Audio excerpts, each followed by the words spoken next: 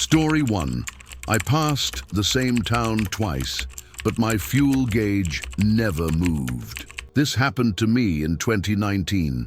I was running a long-haul freight route from Oregon to eastern Colorado. I'd done the stretch more times than I could count. That week, I was hauling insulated building panels for a warehouse expansion, nothing unusual. I left Portland around 4:30 a.m. and planned to pass through Idaho before stopping for the night somewhere around Rawlins. The first time I noticed something was off was after I passed a small town called Elmore. It wasn't much. One gas station, a diner with hand-painted signage, and a boarded-up auto shop. The kind of place that disappears behind you in the rearview mirror within seconds. It was just before dusk, and the light had that dim orange haze that makes shadows stretch a little too long. I remember checking my fuel gauge, a little below half. Still good for another 100 miles or so. I kept driving, chewing sunflower seeds and flipping between static-filled FM stations. I had no music saved on my phone. I liked the silence. Maybe 45 minutes later, I passed Elmore again. At first, I thought it was a different town that just looked similar. Same faded chevron sign, same tilted speed limit post at the turn-in. But when I saw the auto shop, the boarded windows, the crushed soda can on the front step, the same truck parked under the tree, I actually laughed out loud. Thought I'd taken a wrong turn somewhere and looped back without realizing. Except I hadn't made any turns. It was a straight shot on Route 20, no detours, no exits I could have taken. I slowed down and checked my GPS. It was frozen. The little arrow wasn't moving. I pulled over to restart it. While I was waiting for it to load, I glanced at the dashboard. The fuel gauge hadn't moved. Still just under half. Same position it was in when I passed Elmore the first time. My trip odometer said I'd traveled 314 miles since Portland. That lined up. But the map still wouldn't refresh. I sat there in the dark, engine humming, trying to reason through it. Maybe the gauge was faulty. Maybe I had just imagined the first pass. That's when I noticed the trees. They were identical. The way the branches bent toward the road, the angle of the fallen trunk on the shoulder. I turned the truck back on and kept going. I needed to get to Rawlins by midnight. About 30 minutes later, I passed Elmore again. This time I didn't laugh. I slowed almost to a crawl and scanned the town with more focus. The gas station lights were on. The sign outside the diner still read, "Open till 11." A dog was lying under a bench on the porch. Same dog. I looked at the clock on the dashboard, 9:14 p.m., but I could have sworn it had been 9:14 when I passed the town the first time. I glanced at the fuel gauge again. Still hadn't moved. Trip odometer, 349 miles. I pressed the brakes hard and pulled into the gas station. Everything around me looked real, tangible, not like a dream. The asphalt was cracked. I could hear bugs bouncing off the lights overhead. A faint breeze stirred gravel against the tires. I walked into the station. Nobody inside, just rows of dusty snacks and the hum of coolers. I walked out and stared down the road. The town was still there, solid and physical. But something in me started to doubt the distance I'd covered. My body ached like I'd driven for 12 hours. My eyes burned, but the world hadn't moved, like I was crossing the same 50-mile radius on repeat, and everything else, the country, the states, time, had moved on without me. When I got back in the truck, I didn't check the map again. I just drove. I don't know how long I was driving before I saw the town again. This time, I didn't stop. I didn't look at the trees or the buildings. I just pressed on the accelerator and watched the yellow lines glide past. The weirdest part wasn't the repetition, it was the continuity. Every time I passed the town, it felt like no time had passed at all, like I had blinked and landed back there. And yet my legs were cramping, my head was heavy, I was getting tired. Sometime after midnight, or what I assumed was midnight, I pulled into Elmore again. This time, out of something like anger, I parked outside the diner.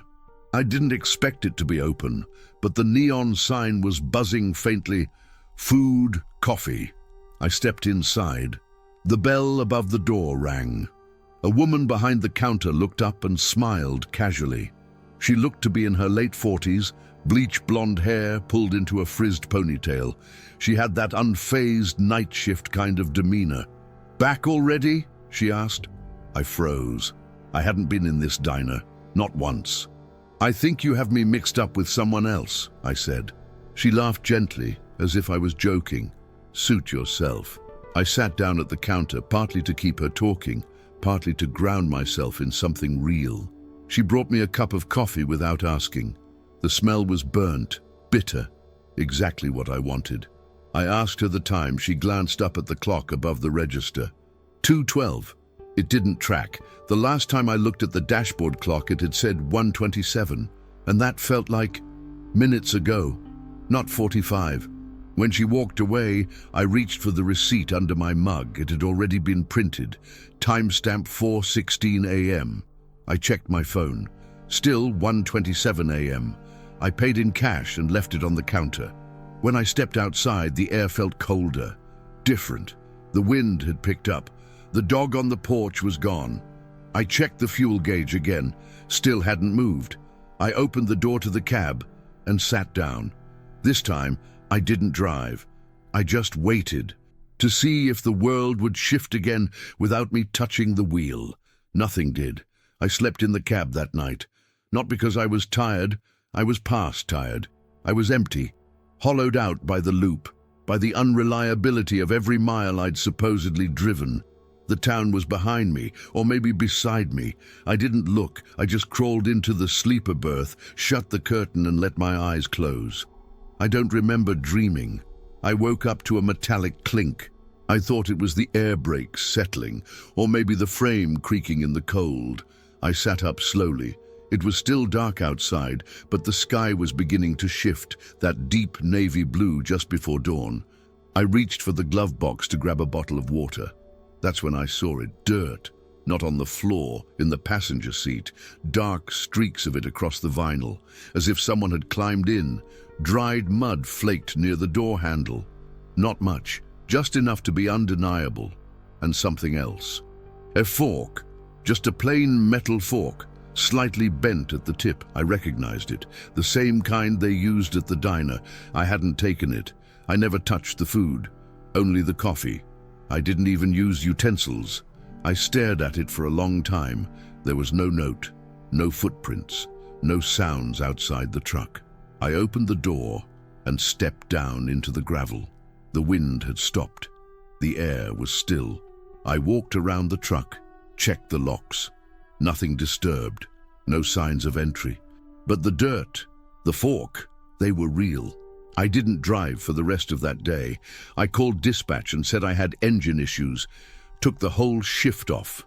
I've read since then that certain highways, especially ones through flat, hypnotic terrain, have been known to create perceptual loops.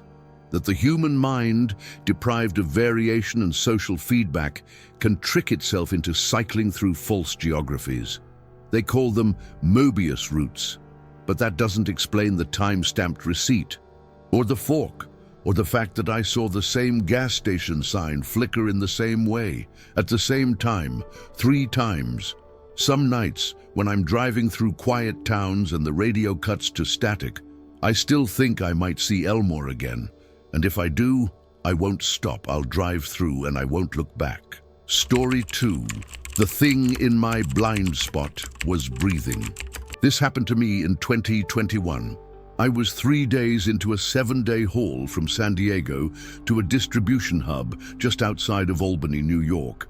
I'd been driving for about 7 years at that point, and the solitude never really bothered me. In fact, I preferred it. The silence, the steady rhythm of tires over asphalt, the knowledge that no one expected you to talk.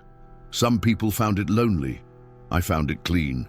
I was running a Freightliner Cascadia, newer model, one of those sleek, ultra-insulated cabs that dampens road noise to the point where you barely notice you're going 70. It's designed for comfort, to seal the driver off from the world.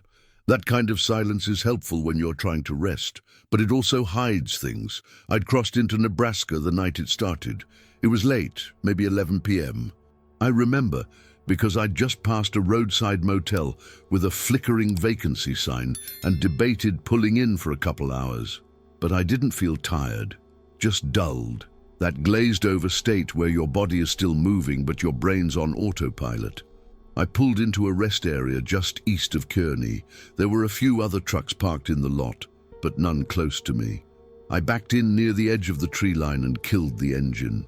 The sudden stillness inside the cab was like dropping into a vacuum. No hum, no rattle, just the faint creak of the cabin settling. I didn't sleep right away. I laid in the sleeper berth, scrolling through messages I wasn't going to answer. I think I finally dozed off around midnight. The sound that woke me was quiet, not sharp or alarming, just soft, like breath, not mine. I held still, didn't sit up, just listened. At first I thought it might have been wind slipping through a vent, but the pattern was too deliberate. Steady inhale, pause, slow exhale, right on the edge of hearing. It was coming from the front of the cab, the driver's seat. I sat up and leaned toward the curtain that separated the sleeper from the cabin. Everything was dark, no headlights outside, no movement, but the sound continued. A faint, rhythmic breathing that didn't match my own. I reached forward and pushed the curtain open. Nothing there.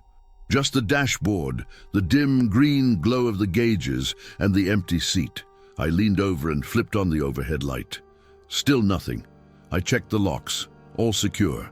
I even stepped out, walked around the truck once, just to make sure no one was hiding nearby. Everything was normal. I got back in, shut the door, and sat for a while with the dome light on.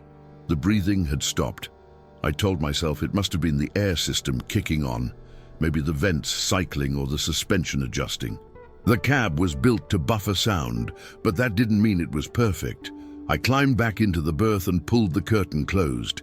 This time, I left the overhead light on. But about 15 minutes later, just as I was slipping under again, I heard it. Same pattern. Inhale, pause, exhale, coming from behind the curtain this time, right at the edge of the berth. I didn't move. I didn't speak. I just laid there and listened. It kept going for another 20 or 30 seconds, then stopped. When I finally looked, there was nothing there, but the air smelled faintly different. Not bad, just unfamiliar, like someone else had been sitting there a moment before. I didn't sleep much after that night. Every stop I made, I checked the cab, under the seats, the footwells, behind the privacy curtain. Always locked, always empty. But the feeling didn't go away. By the time I reached Ohio, I was functioning on maybe 4 hours of sleep in 2 days. I kept telling myself it was fatigue, stress, the usual toll of a long route, nothing new. Then I noticed the window. It started in Pennsylvania. I pulled into a way station just past Clarion, early morning, just before sunrise. I remember the sky was pale and overcast. One of those slow-burning grays that never fully turns to day. When I stepped out of the cab to grab coffee from the vending area, I glanced at the driver's side window and saw something that made me pause. It was fogged. From the inside, not across the whole pane, just a patch right at head height. And in the center of that patch, a single smeared fingerprint dragged downward in a clean arc. Not vertical, not like someone had tried to look out. It moved at an angle, diagonal, like a hand had rested there for a moment before sliding away. I checked the inside immediately, wiped down the window. Nothing else seemed out of place. I chalked it up to condensation. Maybe I brushed it without realizing. But an hour later, at a fuel stop in Dubois, I looked again. The fog was back. Same patch, same fingerprint, same direction, exactly the same. I wiped it again, drove another 80 miles, took a bathroom break, came back. It had returned. I started checking more obsessively after that. Every stop, every exit ramp, every red light reflection. It was always the same, that singular path. Like something was waiting just outside the boundary of my sight, always behind me, just out of reach, leaving its mark like a reminder. The worst part was that it never looked threatening, just patient, like it wasn't trying to get out, like it was waiting for me to let it in. I'd read before about something called passenger syndrome. Supposedly, if you drive alone for too long, especially at night, your brain starts to simulate the presence of another person, not as a full hallucination, but as a kind of subconscious placeholder. A co-pilot your mind invents to ease the cognitive load of extreme solitude. Some truckers reported feeling watched, others swore they heard breathing. One guy claimed he kept glancing to his right and seeing a woman staring out the passenger side mirror, always blurry.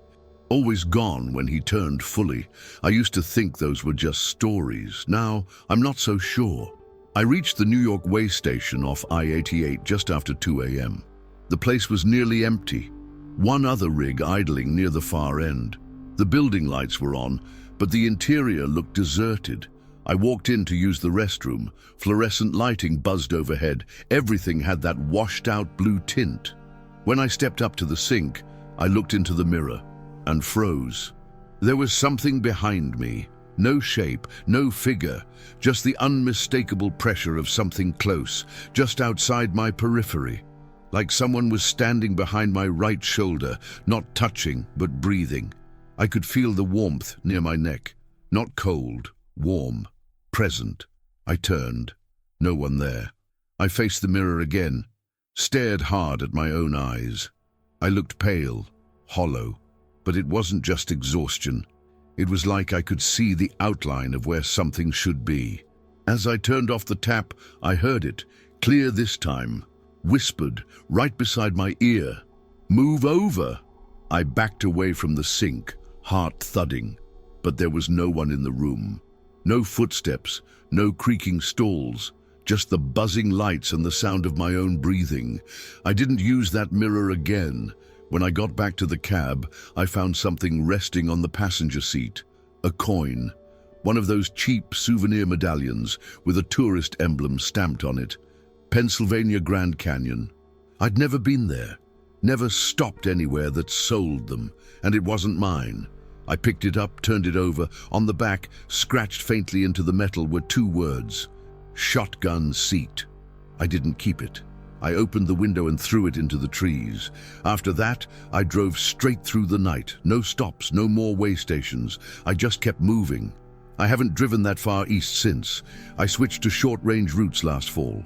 Only daylight hauls, nothing overnight. The silence in the cab doesn't bother me anymore, but I keep the mirror tilted just slightly away, and I never glance at the passenger seat when I stop, not even once. Did you enjoy the content and it made a difference for you? Click on Super Thanks and support our work. Story 3. The hitchhiker I picked up wasn't in the mirror. This happened to me in late 2020. I was driving through northern Utah on Route 191, not far from the Colorado border. The landscape out there has this empty beauty to it. Red rock mesas, brush plains, and sky that never seems to end. I'd been hauling auto parts from Salt Lake down to a garage in Durango, Colorado. It was late October. Air was crisp. Light faded fast. It was around 5:45 p.m. when I saw her. I don't usually stop for hitchhikers. Most of us don't anymore, but this was different. She wasn't standing with her thumb out, wasn't trying to wave anyone down. She was just there, at the edge of the highway, hands clasped in front of her, eyes lowered, wearing a faded gray hoodie and jeans, no jacket, no bag. She looked maybe mid-20s. I passed her at first, slowed slightly but kept going. But something gnawed at me. Not guilt, not exactly. Just a feeling I couldn't pin down, like I'd seen her somewhere before. Or maybe just that she didn't belong out there. I watched her disappear in my mirror, then pulled onto the shoulder, reversing about 100 yards. When I opened the passenger side door, she didn't say anything, just climbed in, fast and quiet, shut the door behind her. She smiled once, barely. "Thanks," she said. I nodded. "Where you headed?" "South," she said, "far as you'll take me." We didn't talk much at first. I drove. She sat with her hands folded on her lap, eyes straight ahead. After a few miles, I asked her name. "Elise," she said. She asked me mine. I told her. I said something about the cold weather coming in early this year. She nodded, said she liked the quiet. About an hour in, she finally spoke again. "Do you believe in luck?" I glanced over. Depends what kind. The kind that finds you, she said, even when you don't ask. I didn't know how to answer that. She gave a short laugh. Dry, not mocking, just quiet. We talked a little more after that. Nothing deep, just rhythms of conversation. What kind of music I liked, whether I'd ever been to Taos. She said she liked places with no clocks. I told her I liked the road because nobody asks where you're from, just where you're going. The dash cam was on the whole time. I keep one mounted above the rear view. Records both the road and audio from the cab. Company policy, every minute of every drive, archived automatically. When I dropped her off just before Bluff, she said she could walk the rest of the way. I wished her good luck. She nodded again. You too, she said. It's coming. She didn't say what. Then she stepped out, walked down the shoulder, and disappeared behind a curve in the hills. The next day, I got flagged for an automatic log review. I checked the dashcam footage. She wasn't on it, not her voice, not her form, just empty passenger space, road noise, my own voice, talking to no one, asking questions that didn't get answers, laughing alone. I watched the segment 3 times. My memory was clear, every word, every glance, but on the tape I was just alone, talking like someone was there, responding to silence, pausing like someone had answered. There was only one voice on the recording, mine. The next night, I parked at a truck stop in Chinle. I didn't plan to sleep, I just needed to stop driving. My head wasn't right. I kept playing the footage back in my mind, trying to remember if I'd imagined the conversation. But I hadn't. I could recall the way she looked sideways when she spoke, the way she traced the rim of her hoodie sleeve with her thumb, the way she paused before answering certain questions, like she was trying to decide what version of herself to present. But when I sat in the cab, there was something else that got to me. The passenger side window, there was a single fingerprint smudge near the glass. Small, clean, almost delicate, dragged slightly down like someone had leaned their forehead and hand against it. I wiped it once. It came back. Same shape, same angle. The heater was on, the windows were shut. But that same condensation mark kept reappearing, slowly, almost like breath against memory. I started noticing more after that. The way the air in the cab changed when I drove at night, not cold, not exactly, but thinner, like the temperature dropped just slightly whenever I passed through unlit patches of highway. And she was there, sometimes, not visibly. But when I looked at the empty passenger seat, it felt occupied. The light would fall across it differently, like bending around someone who wasn't casting a shadow. And sometimes, when I turned my head too fast, I caught the tail end of movement, a shift, a silhouette, gone the moment I tried to focus. She never spoke again, not with words, but the presence was unmistakable, especially on long stretches of flat road when no music played and the cab had gone completely still. One night in New Mexico, I reached for the overhead light switch and brushed something in midair. Like fabric hanging just above the seat. I froze. It was gone. But the smell lingered, faint lavender, dust, and something older, like dried flowers in a closet. I started driving with the window slightly cracked, just to keep fresh air moving, but the fingerprint still came back, always in the same spot.